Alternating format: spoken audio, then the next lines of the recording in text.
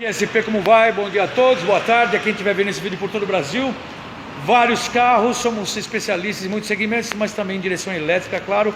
Hoje eu quero falar para você, direção elétrica Honda Civic, que infelizmente apresenta vários problemas, embora seja uma coisa muito boa, uma direção muito macia, claro, mas uma tecnologia relativamente nova. Às vezes a direção fica dura do Honda, quando não, o problema mais corriqueiro é que começa a produzir barulho quando você passa em lombados ou ruas esburacadas, aquela barulheira que realmente incomoda. Claro, porque existem folgas. Hoje eu quero falar alguma coisa, porque a SP é referência em São Paulo em reparação de direção.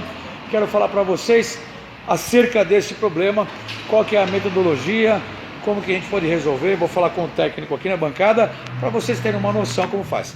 Olá, bom dia, Roberto, tudo bem? Sem dar risada, é claro? Bom dia. Bom dia, como vai? Betão, você está fazendo a manutenção aqui na caixa do Honda, certo? Certo. Honda Civic. LXL. Essa caixa estava dura. Tava dura. Estava dura. Quando não está dura, também está produzindo aquela barulheira que é o mais corriqueiro, que é aquela folga. Qual foi o tipo de reparo? Como que você atuou nessa caixa para obter um resultado, pelo menos para acabar com o barulho, sendo que essa caixa está mole, está com a parte elétrica mole, a direção está até macia, mas está com barulho para a esquerda, para a direita, enfim, com uma certa resistência. Então, eu tive que fazer o reparo dela, né? Certo? Trocar o reparo tanto da regulagem, Certo. como das pontas. Certo. Porque isso aí que estava efetuando. A gremalheira em si ela estava boa. Certo. Né?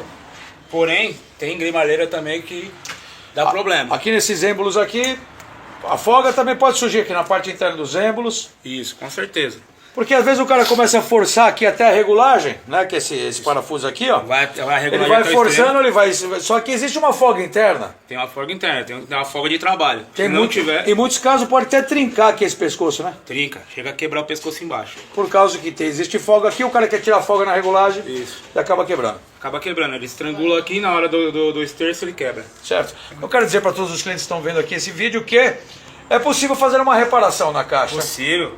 A parte mecânica, 80% das caixas é possível. E não precisar, claro, gastar a muito dinheiro com outra caixa. Ah, sai mais barato, mais em conta, né? Olha só que dica importante, você que está vendo esse vídeo, você que é aqui de São Paulo, qualquer estado brasileiro, enfim, conte conosco, conte com o Roberto.